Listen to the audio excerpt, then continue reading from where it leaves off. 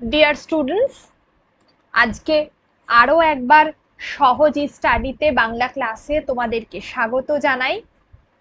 Class number 35। আজকে আমরা আলোচনা করব কোনো পার্টিকুলার কোনো একটা বিষয় নয়, আজকে আমরা আলোচনা করব বেশ কিছু গুরুত্বপূর্ণ এমসিকিউ। তোমাদের এতদিনের যা যা ক্লাস করিয়েছি, যে যে টপিকগুলো পড়িয়েছি, যতটুকু কোথাও কখনো সমাস, কখনো সন্ধি, কখনো কারক, কখনো পদ, ঠিক আছে? তো এই সমস্ত টপিকগুলো থেকে কি ধরনের প্রশ্ন আসতে পারে সেই সম্ভাব্য প্রশ্ন তোমাদের পরীক্ষার জন্য আজকে আরো একটা সেট করাবো, ঠিক আছে? চলো লেটস স্টার্ট। আজকের ফার্স্ট যে কোয়েশ্চেনটা সেটা হচ্ছে বিদ্যা বিনয় দান করে, অর্থাৎ কি বিদ্যা আমাদেরকে বিনয়ী করে তোলে, তাই তো? বিনয় দান করে। তাহলে বিনয় শব্দটা একটা বিশেষ্য পদের উদাহরণ।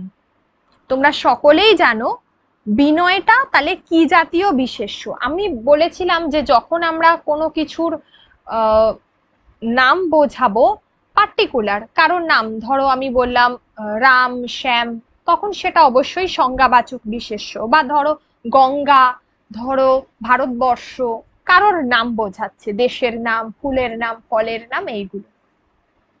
নেক্সট হলো ভাববাচক বিশেষ্য।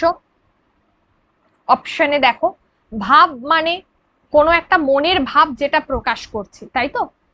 যে বিশেষ্য পদটাতে আমরা কোনো মনের ভাবটা প্রকাশ করি তাকেই তো আমরা সেই ভাববাচক বিশেষ্য পদ বলে থাকবো। ওকে? বা ধরো এটাকেই আমরা বলছি আমাদের মনের ভিতরে যে বিশেষ ভাব প্রকাশিত হয় সেইটা। তো এই ভাববাচক বিশেষ্য হলো এটা। ক্রিয়াবাচক কোনো কিছু কাজ করা বোঝাচ্ছে, যে বিশেষ্য পদের দ্বারা কাজ করা বোঝায়।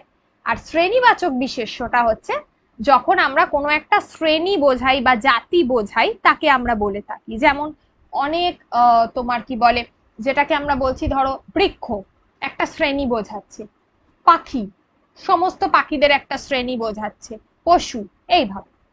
তাহলে আমাদের আজকের ফার্স্ট একের ক, খ, গ, ঘ, আমি চারটে অপশন তোমাদেরকে ব্যাখ্যা করে দিয়েছি। তোমরা আমাকে উত্তরটা বলো যে ওয়ান আনসার কি হবে।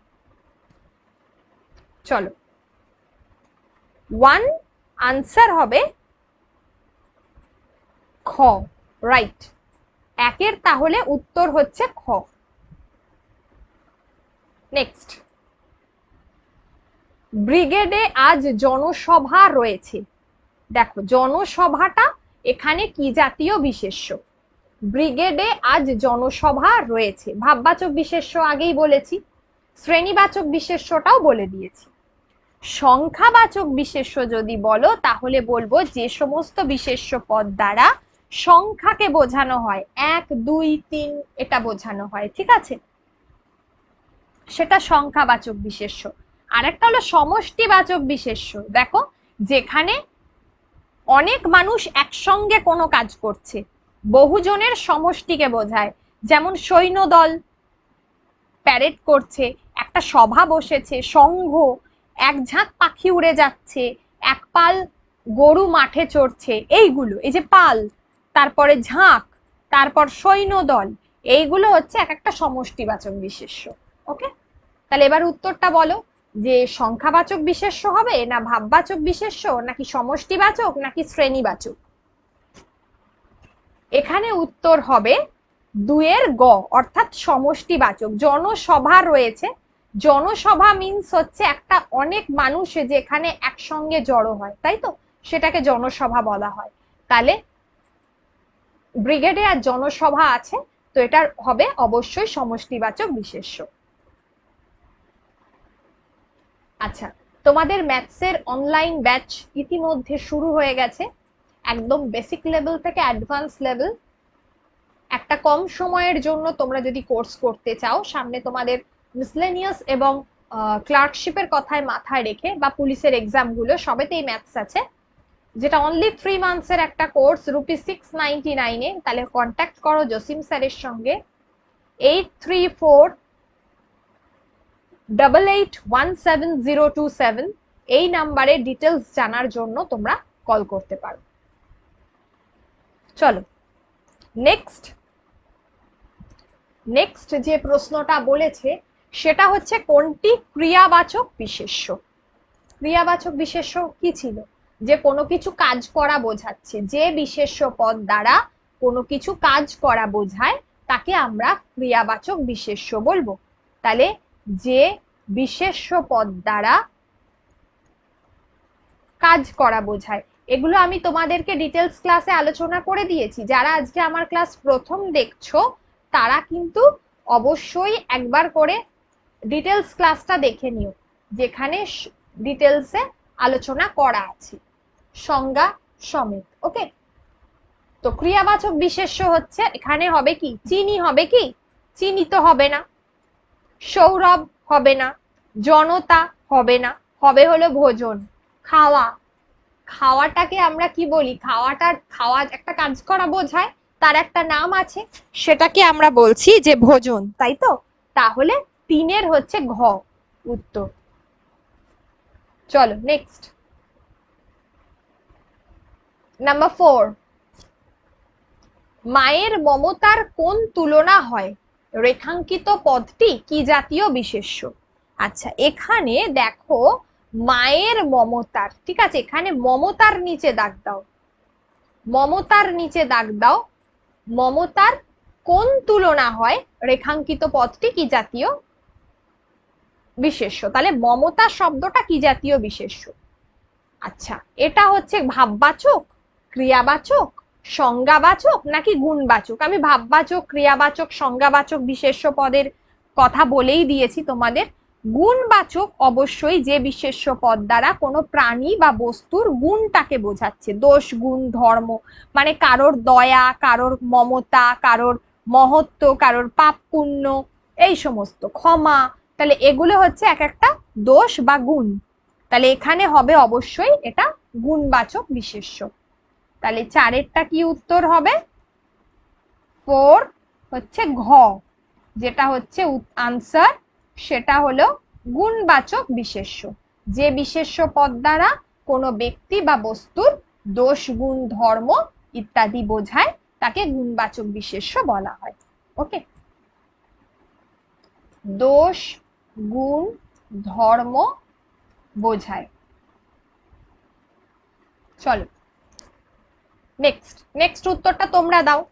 স্বাধীনতা আমাদের জন্মগত অধিকার, স্বাধীনতা পদটি কোন বিশেষ্য, কোন শ্রেণীর বিশেষ্য? তাহলে স্বাধীনতা আমাদের জন্মগত অধিকার, একদমই তাই। তাহলে এই জাতীয় পদটা কোন শ্রেণীর বিশেষ্য? এটা হচ্ছে সংজ্ঞাবাচক, জাতিবাচক, অবস্থাবাচক নাকি সমষ্টিবাচক? সংজ্ঞা, জাতি, সমষ্টি এগুলো সবই জানো। আচ্ছা, এখানে আমি একটা বলবো যে সংজ্ঞাবাচক যেটা বলেছে, এই সংজ্ঞাবাচক তোমরা জানো, জাতিবাচকটা কিন্তু জাতিবাচকের আরেকটা নামই হলো শ্রেণীবাচক। ওকে, এটা খেয়াল রেখো সবাই, ভুলে যেও না, বলে দিয়েছি। অবস্থাবাচক, সমষ্টিবাচক, অবস্থাবাচকটা বলবো, সমষ্টিবাচকটা বলা আছে। অবস্থাবাচক হচ্ছে যে বিশেষ্য পদ দ্বারা কোনো প্রাণী বা বস্তুর অবস্থাকে সূচিত করে। তাহলে অবস্থাবাচক হলো কোনো প্রাণী বা বস্তুর অবস্থা সূচিত হয় বা বোঝায়, ঠিক আছে? তাহলে কিভাবে অবস্থা, অর্থাৎ কি, ধরো কারোর শৈশব, কারোর বার্ধক্য, কারোর সুখ দুঃখ, কি অবস্থায় রয়েছে, সে মৃত্যুতে ঢলে পড়েছে, অসহায়তা, স্বাধীনতা, তার স্বাধীনতা আছে না নেই, সে পরাধীন, এগুলো হচ্ছে এক একটা কোন শ্রেণীর তাহলে বিশেষ্য পদ। তাহলে স্বাধীনতাটা কি ধরনের বিশেষ্য পদ হবে? তোমরা বলে ফেলো এটা উত্তর। সংজ্ঞাবাচক হবে না জাতিবাচক হবে না অবস্থাবাচক হবে না সমষ্টিবাচক হবে? অবশ্যই। তাহলে 5 হচ্ছে গ, এক্ষেত্রে উত্তর হলো গ, সেটা হচ্ছে আনসার, অবস্থাবাচক। ওকে, নেক্সট, কে কে খেলতে যাবে? এতক্ষণ আমরা বিশেষ্য পদ করছিলাম, এবারে আমরা একটু সর্বনাম পদ করি। বলছি যে কে কে খেলতে যাবে, এটা কোন জাতীয় সর্বনাম? দেখো, এটা অবশ্যই কে কে খেলতে যাবে, আমরা প্রথমেই একটা জিজ্ঞাসা চিহ্ন পেয়ে গেছি, তা দেখেই আমরা বুঝতে পেরে গেছি এটা হচ্ছে প্রশ্নবাচক সর্বনাম। ঠিক আছে, তাহলে এক্ষেত্রে উত্তর আর অন্য কোনোটাই হবে না, 6 ক উত্তর হবে আনসার, এটা হবে প্রশ্নবাচক। নেক্সট নেক্সট হচ্ছে দেখো, বলছে এই দেখো পেন্সিল নোটবুক এই হাতে। এই দেখো মানে তুমি কি করছো, দেখাচ্ছ, এই দেখো, তাহলে তুমি এটা চিহ্নিত করেছো। তাহলে প্রশ্ন চিহ্ন থাকলে যে শব্দের দ্বারা আমরা কি করি, মানে যে সর্বনাম পদের দ্বারা প্রশ্নটাকে সূচিত করে, সেটা হচ্ছে প্রশ্নবাচক সর্বনাম। আগেরটাই বললাম। পরেরটা দেখো, বলছে নির্দেশক সর্বনাম, মানে এই পেন দেখো পেন্সিল, তুমি দেখাচ্ছ তাকে যে এটাই পেন্সিল, তাহলে এটা হচ্ছে তুমি তাকে নির্দেশ করে বলছো। তাহলে যে সর্বনাম দ্বারা কোনো কিছুকে নির্দেশ করা বোঝায়। আর অনির্দেশক হচ্ছে যাকে তুমি সঠিকভাবে নির্দেশক, মানে পার্টিকুলার কাউকে তুমি নির্দেশ করে বোঝাচ্ছ না। ঠিক আছে, একজনকে বা কোনো কিছুকে নির্দেশ করে তুমি বোঝাচ্ছ না, তুমি সকলকে বলছো, সেটা অনির্দেশক। আর আত্মবাচকটা হচ্ছে নিজে করা, মানে আমি নিজেই নিজের কাজটা শেষ করলাম, সেটা আত্মবাচক। তাহলে এক্ষেত্রে উত্তর কি হবে বলো, প্রশ্নবাচক, নির্দেশক, অনির্দেশক নাকি আত্মবাচক? তুমি এখানে পেন্সিলটাকে নিজে দেখিয়ে দিচ্ছ, তাহলে এটা কি সর্বনাম হবে? একদম, এক্ষেত্রে উত্তর হচ্ছে 7 খ, অর্থাৎ নির্দেশক। তুমি পেন্সিলটাকে দেখিয়ে দিচ্ছ যে এটাই পেন্সিল, তাহলে সেটা হচ্ছে নির্দেশক সর্বনাম। নেক্সট,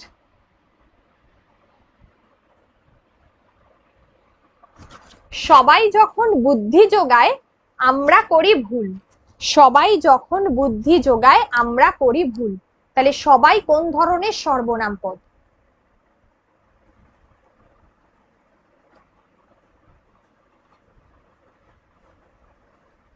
সবাই কোন ধরনের সর্বনাম পদ? এটা কি ব্যক্তিবাচক, এটা কি সমষ্টিবাচক, প্রশ্নবাচক, আত্মবাচক?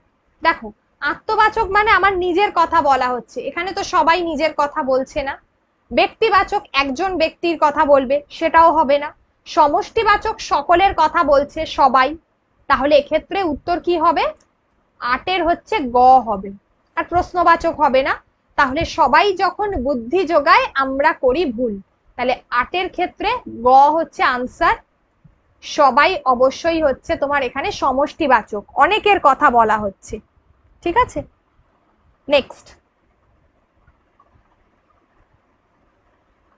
নেক্সট হচ্ছে রামকৃষ্ণদেবের একটা বিখ্যাত উক্তি, যত মত তত পথ। তাহলে এখানে দেখো যত আর তত, এই যে যদি, তাহলে, যত, তত, এই শব্দগুলো যখন থাকে কোনো বাক্যের মধ্যে, তাকে আমরা কি বলে থাকি, সাপেক্ষ শব্দ জোড়। যদি বারণ করো তবে গাহিব না, যেমন বুনো ওল তেমনই বাঘা তেঁতুল।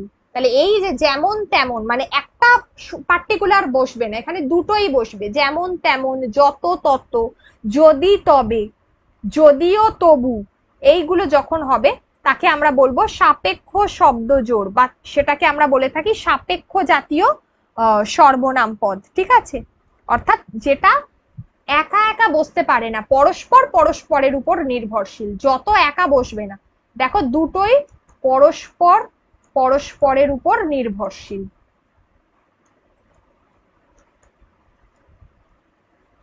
পরস্পরের উপর নির্ভরশীল, তাকে আমরা কি বলবো, সাপেক্ষ। সেটা হচ্ছে সাপেক্ষ সর্বনাম। তাহলে এক্ষেত্রে উত্তর হবে 9। 9-এরটা উত্তর হলো ঘ, সেটা হচ্ছে সাপেক্ষ সর্বনাম। নেক্সট 10 নাম্বার, নাম্বার 10 কোয়েশ্চেন, চলো কোথাও বেরিয়ে আসি, রেখাঙ্কিত পদটি কি ধরনের সর্বনাম পদ? তাহলে এর উত্তর কি হবে, চলো কোথাও বেরিয়ে আসি, নির্দেশক, অনির্দেশক, পারস্পরিক না সাপেক্ষবাচক? সাপেক্ষ থাকলে তো দুটো থাকবে, একটা অপরের উপর নির্ভরশীল, এখানে তো সেরকম কিছু নেই, তাহলে অবশ্যই সাপেক্ষ কাটা। তাহলে এটা কি হবে, নির্দেশক, তুমি নির্দেশ করে বলছো, এখানে তো কাউকে কিছু নির্দেশ করার নেই, তাহলে এটাও হচ্ছে কাটা। নেক্সট হচ্ছে কি, অনির্দেশক। অনির্দেশক মানে তুমি কোনো কিছুকে নির্দেশ করে বোঝাচ্ছ না, সেটা হলো অনির্দেশক। ঠিক আছে, তুমি কাউকে পার্টিকুলার নির্দেশ করে বোঝাচ্ছ না। এখানে বলছে চলো কোথাও বেরিয়ে আসি, তুমি উল্লেখ করনি যে কোথায় যাবে, তাহলে এক্ষেত্রে উত্তর হবে খ। 10-এর খ হচ্ছে উত্তর, যে চলো কোথাও বেরিয়ে আসি, এটা হলো অনির্দেশক।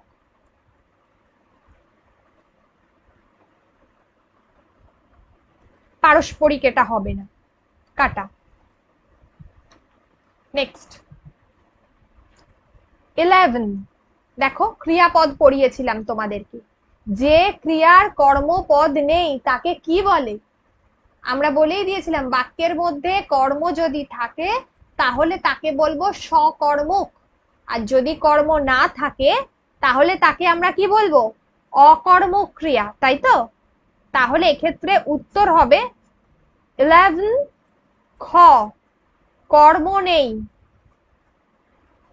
তাকে আমরা কি বলবো? অকর্মক।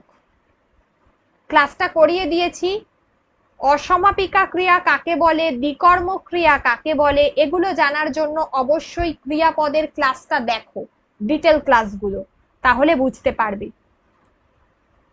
তবু আমি তোমাদেরকে আলোচনা করছি প্রত্যেকটা পড়া আর কি, প্রশ্নগুলো যখন আলোচনা করে দিচ্ছি তার ডিটেলটাও আলোচনা করার চেষ্টা করছি। আচ্ছা চলো নেক্সট দেখো, আমি বলেছিলাম পরের প্রশ্নটা নাম্বার 12, ব্যক্তিবাচক কর্মপদটিকে কোন কর্ম বলে? কি বলেছিলাম, যদি আমরা কি দিয়ে প্রশ্ন করি তাহলে যে উত্তরটা পাবো সেটা হলো মুখ্য কর্ম। বলে দিয়েছিলাম মুখ্য কর্ম মানে কোনো বস্তুর কথা বলছি, আর কাকে, কাকে মানেই ব্যক্তিকে বলা হচ্ছে, তুমি ব্যক্তিকে, তাহলে সেটা হচ্ছে কি হবে? গৌণ কর্ম। তাহলে এক্ষেত্রে উত্তর কি হবে? ব্যক্তিবাচক কর্মপদটিকে গৌণ কর্ম বলা হয়। কি কর্ম বলে? গৌণ কর্ম। আর বাদবাকি দুটো তোমরা জানো, মুখ্য কর্ম বলে দিয়েছি। সমধাতুজ কর্ম মানে যে বাক্যের মধ্যে কর্মপদ এবং ক্রিয়াপদ দুটোই একই ধাতু থেকে উৎপন্ন হচ্ছে, কর্মপদ এবং ক্রিয়াপদ একই ধাতু থেকে উৎপন্ন হচ্ছে, তাকে আমরা বলছি সমধাতুজ কর্ম। ডিটেল ক্লাসটা দেখো, তাহলে বুঝতে পেরে যাবে যারা নতুন দেখছো। নেক্সট নাম্বার 13, কোন বাক্যটির ক্রিয়া সকর্মক? তাহলে আগে আমরা জানি যে সকর্মক ক্রিয়া কাকে বলে। ফার্স্টে একবার বললাম যে যে বাক্যের মধ্যে ক্রিয়াপদের সাথে সাথে কর্মপদটাও রয়েছে, যে বাক্যের মধ্যে ক্রিয়াপদের সাথে সাথে কর্মপদটাও রয়েছে তাকে বলা হচ্ছে সকর্মক ক্রিয়া। তাহলে আমাকে এখানে ক্রিয়াপদটা চিহ্নিত করতে হবে প্লাস কর্মটাকে চিহ্নিত করতে হবে। তাহলে পড়ি আমরা প্রথম সেন্টেন্সটা, চুপ করে থাকো প্রথম বাক্য। সেকেন্ড বাক্যটা বলছে আকাশের চাঁদ যেন মাটিতে নেমেছে। আকাশের চাঁদ, কিসের চাঁদ? আকাশের, আকাশে চাঁদ উঠেছে। দেখো সব থেকে অ্যাপ্রোপ্রিয়েট শিশুটি কাঁদে, এটা তো হবে না, এখানে কোনো কর্মই নেই, বাকি কর্মগুলো ঠিকঠাক নয়। যেমন এই যে চুপ করে থাকো, এটা তো কোনো আদেশ সূচক বাক্য, এটা নয়। আকাশের চাঁদ মাটিতে নেমেছে, এটাতেও হবে না। মেনলি হবে আকাশে চাঁদ উঠেছে। কোথায়? আকাশে। কি উঠেছে? চাঁদ। দেখো কি দিয়ে প্রশ্ন করছি, মানে এটা হলো কর্ম আর ওঠাটা হচ্ছে ক্রিয়া। তাহলে যে বাক্যের মধ্যে কর্ম আর ক্রিয়া আছে তাকে আমরা কি বলবো? সকর্ম। উত্তর হবে আকাশে চাঁদ উঠেছে। তাহলে 13 আনসার হলো গ। নেক্সট, আচ্ছা এই নেক্সট কোয়েশ্চেনটা কিন্তু একটু আলাদা। এই প্রশ্নটা আজকেই আমি আলোচনা করছি, কারণ এটা আমি ডিটেল ক্লাসে আলোচনা করে দিইনি। এই যৌগিক ক্রিয়া এখনো পর্যন্ত আমি পঞ্চায়েত লেভেলে কোনো প্রশ্নে পাইনি, তাই জন্য তোমাদের এই জায়গাটা করাইনি। কিন্তু এই সূত্রে বলে রাখি, যারা প্রাইমারি টেস্ট পরীক্ষা দিচ্ছ তাদের জন্য কিন্তু যৌগিক ক্রিয়া খুব গুরুত্বপূর্ণ, বা বাংলাকে নিয়ে যারা এসএলএসটি পরীক্ষা দেবে তাদের জন্য কিন্তু যৌগিক ক্রিয়া খুব গুরুত্বপূর্ণ। অন্যান্য বড় বড় পরীক্ষা তো আছেই, নেট সেট, সেগুলো বাদ দাও। কিন্তু এখনো পর্যন্ত আমি পঞ্চায়েতের পরীক্ষায় সেভাবে কিছু দেখতে পাইনি বলে এই যৌগিক ক্রিয়াটা করাইনি। ওকে, তাহলে যৌগিক ক্রিয়া আমরা কিভাবে করব? দেখো, যৌগিক ক্রিয়া আমরা তাকেই বলবো, সেই ক্রিয়াপদটা যৌগিক ক্রিয়া, অর্থাৎ আমরা সেই ক্রিয়াপদটাকেই বলবো যে ক্রিয়াপদে কি হচ্ছে না মূলত একটা অসমাপিকা ক্রিয়া। যে ক্রিয়াপদের মধ্যে আমরা দেখি যৌগিক ক্রিয়া মানে সেই ক্রিয়াপদটা যেখানে অসমাপিকা ক্রিয়া থাকবে। অসমাপিকা ক্রিয়া কোথায় বসে মনে করো, যেটা হলো বাক্যের মাঝখানে বসে বলেছিলাম। আর অসমাপিকা ক্রিয়া থাকলে বাক্যের অর্থ কখনো সম্পূর্ণ হবে না। তাহলে যৌগিক ক্রিয়া থাকলে কি কি করতে হবে? একটা অসমাপিকা ক্রিয়া থাকবে, শর্তগুলো বোঝো। 1 নম্বর। 2 হচ্ছে তার সঙ্গে মৌলিক ধাতু যুক্ত করলে, অর্থাৎ যে ধাতুটাকে বিশ্লেষণ করা যায় না, যেমন পড়, যেমন নাচ, যেমন হচ্ছে ধরো দেখ, এই যে ধাতুগুলো মৌলিক ধাতু, যে ধাতুকে বিশ্লেষণ করা যায় না, মৌলিক ধাতু যোগ করলে, মৌলিক ধাতুকে যোগ করলে আমরা যে ধাতু গঠিত হবে তাকে আমরা যৌগিক ধাতু বলি। আর তার সঙ্গে বিভক্তিটা যুক্ত করে দিতে হবে, তবেই যৌগিক ক্রিয়া। ঠিক আছে, তাহলে অসমাপিকা ক্রিয়ার সঙ্গে সমাপিকা ক্রিয়া যুক্ত হবে, অনেক সময় অসমাপিকা ক্রিয়ার সঙ্গে সমাপিকা ক্রিয়া যুক্ত হবে, বা মৌলিক ধাতু যুক্ত হবে। ঠিক আছে, অসমাপিকা ক্রিয়া তার সঙ্গে হচ্ছে মৌলিক ধাতু। যেমন দেখো এখানে, দেখো মাথা ঝিমঝিম করছে, ঘটনাটা শুনে রাখ, দই বাসি হলে টক, এখন গোল্লায় যাও। দেখো অসমাপিকা ক্রিয়া তো বাক্যের মধ্যিখানে বসে, তাহলে মাথা ঝিমঝিম করছে, এই বাক্যটাতে লাস্টে দেখো সমাপিকা ক্রিয়া রয়েছে করছেটাতে, এখানে তাহলে হবে? এটা হবে না। 2 ঘটনাটা শুনে রাখ, দেখো ঘটনাটা শুনে, ঘটনাটা শুনে, এই যে শুনে অবধি, শুনেটা কিন্তু অসমাপিকা ক্রিয়া, তাই তো?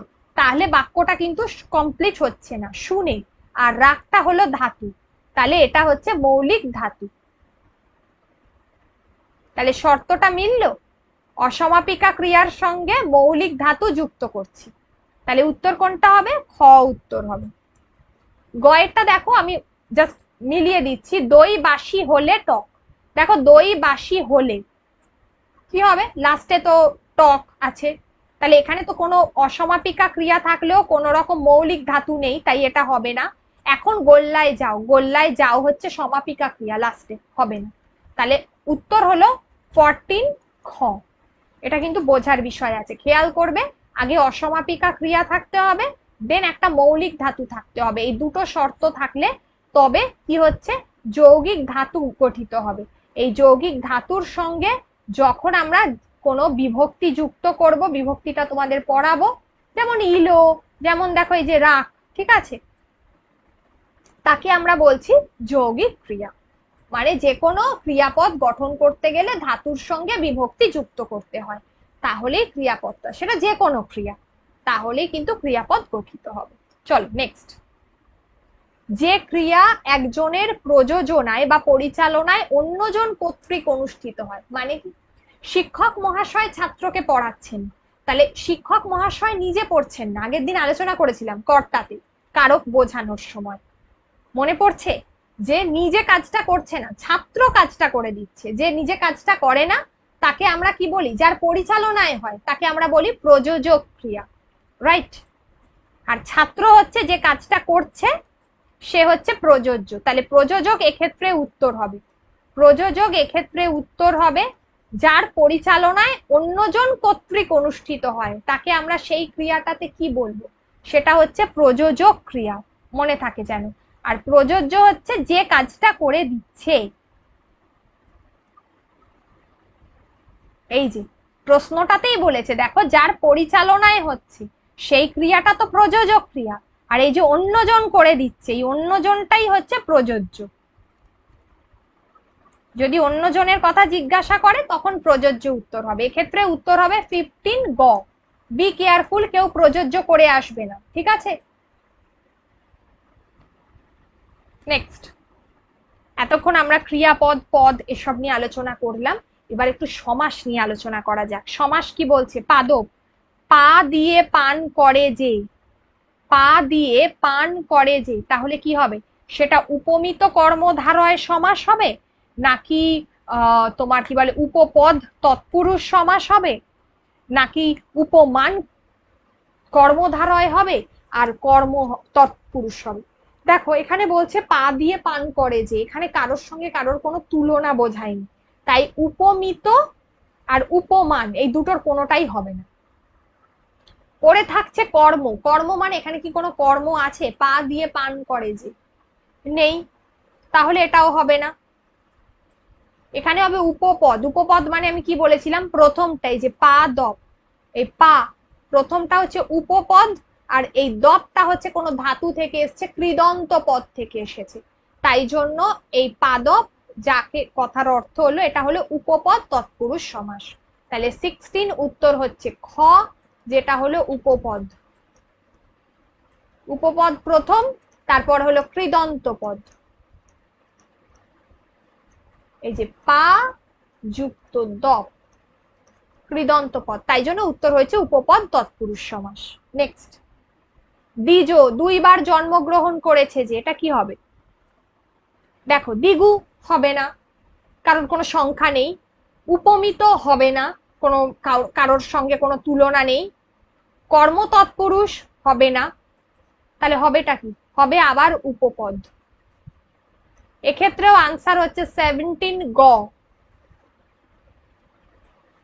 দ্বিজ, দুইবার জন্মগ্রহণ করেছে যে, এই যে দ্বিজ, দেখো কোনো ধাতু থেকে কৃদন্ত পদ থেকে এসছে, দ্বি আর জো, মানে দ্বিটা হচ্ছে তোমার উপপদ, আর জটা হচ্ছে তোমার জন, জন জন যুক্ত ড, এই জাতীয় প্রত্যয় কৃদন্ত পদ থেকে এসেছে, ঠিক আছে? তাহলে এটা হলো উপপদ, তাহলে এটা কৃদন্ত পদ, তাহলে এগুলো হচ্ছে উপপদ তৎপুরুষ সমাস।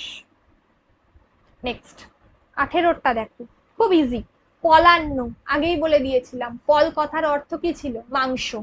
মাংসর সহযোগে অন্ন, এটি কি সমাস হবে? সাধারণ কর্মধারয়, মধ্যপদলোপী কর্মধারয়, উপমান কর্মধারয়, নাকি সম্বন্ধ তৎপুরুষ সমাস? কোনটা হবে? তাহলে এক্ষেত্রে উত্তর হবে, তোমরা একটু বলো, একটু দেখি। ওকে, দেখো এক্ষেত্রে উত্তর হবে সহযোগে। এটা একটা মধ্যপদ ছিল, যখন আমরা সমসমান পদটা পাচ্ছি তখন সহযোগে আর থাকছে না, সেটা উঠে যাচ্ছে, তাহলে মধ্যপদলোপী কর্মধারয়। তাহলে এক্ষেত্রে উত্তরটা হচ্ছে মধ্যপদলোপী কর্মধারয়। তাহলে 18 হলো খ উত্তর, তাই তো? 18 হচ্ছে উত্তর খ, পল সহযোগে অন্য। উপমান হবে না, সম্বন্ধ তৎপুরুষ হবে না, সাধারণ কর্মধারায় হবে। নেক্সট, বেঈমান নেই ইমান, বুঝতেই পারছো না বাচকটা আগে এসছে, তাহলে এটা হবে নং তৎপুরুষ সমাস। ওকে, বারবার বলছি, বাকি যে অপশন গুলো রয়েছে দেখো, অব্যয়ীভাব সমাস, রূপক কর্মধারয়, নং সরি নং বহুব্রীহি, আচ্ছা এক্ষেত্রে হচ্ছে তোমার নং তৎপুরুষ হবে। হ্যাঁ, এটা এক্ষেত্রে উত্তরটা হচ্ছে তোমার নং তৎপুরুষ হবে। নং বহুব্রীহিতে দাগ দিয়ে দিয়েছি, নং তৎপুরুষ, নাবাচকটা আগে বসবে। এক্ষেত্রে যেটা বলবো, যে বাদ বাকি যে আমি যে অপশন গুলো দিয়েছি, তোমরা যদি কেউ নতুন থাকো, তারা কিন্তু একবার সমাস করবার আগে, সমাসের আগে যে ডিটেলস ক্লাসগুলো করিয়েছি সেটা একবার দেখে নাও, তাহলে সেখানে বুঝতে পারবে কার কিভাবে সেটাকে ডেসক্রাইব করা আছে, ঠিক আছে? চলো নেক্সট, নাম্বার 20, কুশীলব। কুশ ও লব, এটি কোন সমাস? একদম ইজি, এটা তোমরা বলো উত্তর। অ্যাবসলিউটলি রাইট, যেটা হচ্ছে 20 গ। কি হবে? দ্বন্দ্ব সমাস। দ্বন্দ্ব সমাস, ঠিক আছে। ও এবং এইগুলো দিয়ে পদগুলো যুক্ত হচ্ছে, যেখানে দুটো পদেরই সমান অর্থ প্রাধান্য পায়। নেক্সট, শিক্ষক মহাশয় ছাত্রদের ইংরাজি পড়ান। ওরে বাবারি, এটা কি ধরনের কর্তা? আচ্ছা, এখানে কোনটার নিচে দাগ দিয়েছে আগে সেটা দরকার জানাটা, তাই না? আমরা কোনটা আগে পড়ব? শিক্ষক মহাশয় ছাত্রদেরকে কি পড়ান? কর্তা, মনে আছে? কারক পড়িয়েছিলাম। ছাত্রদের ইংরাজি পড়ান, এক্ষেত্রে বলছে ছাত্রদের নিচে দাগ দাও। তাহলে পড়াটা কে পড়ছে? ছাত্রদের নিচে দাগ আছে। বলো এবার। একটু আগেই বলেছি শিক্ষক মহাশয় নিজে কাজ করছে না, কাউকে দিয়ে কাজটা করাচ্ছে। যখন কাউকে দিয়ে কাজ করানো হয় তখন তাকে কি বলে? অ্যাবসলিউটলি রাইট, সেটা হচ্ছে 21 ক, প্রযোজ্য কর্তা।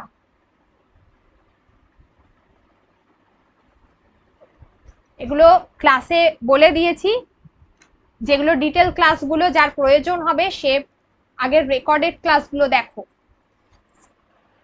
চলো নেক্সট, একই ধাতু থেকে নিষ্পন্ন ক্রিয়ার কর্তাকে কি বলা হয়?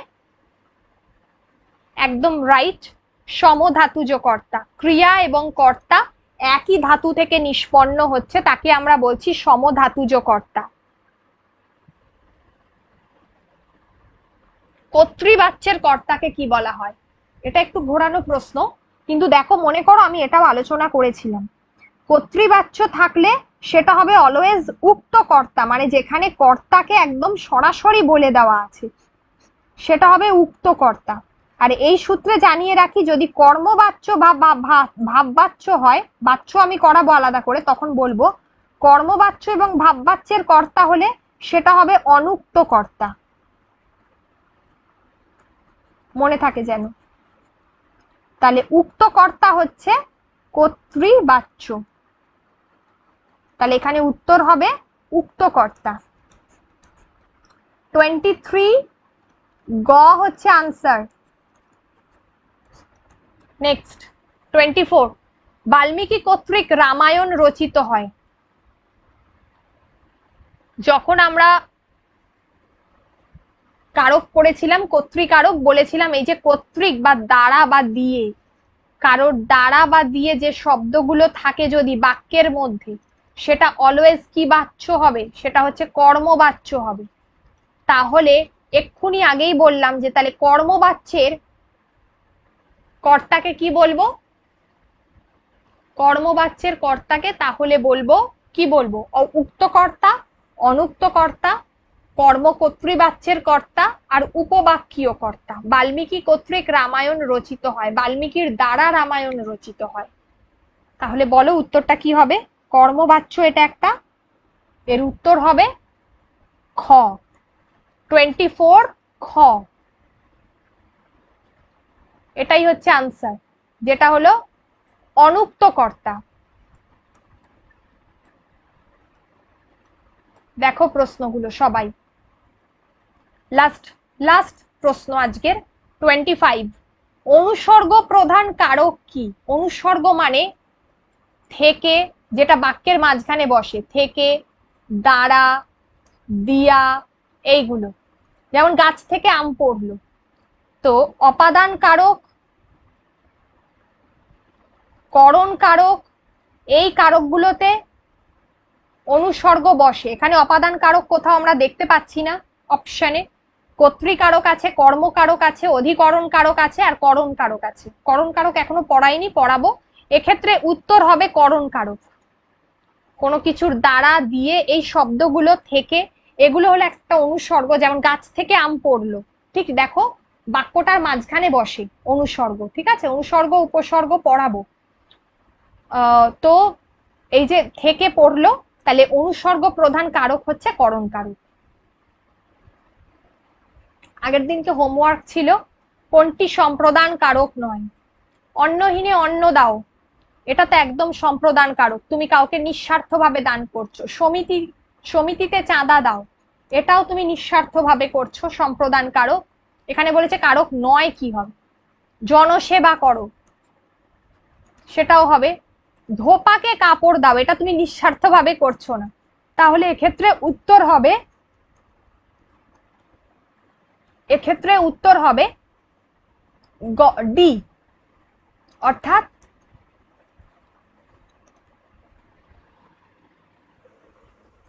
দেখো 2 ডি।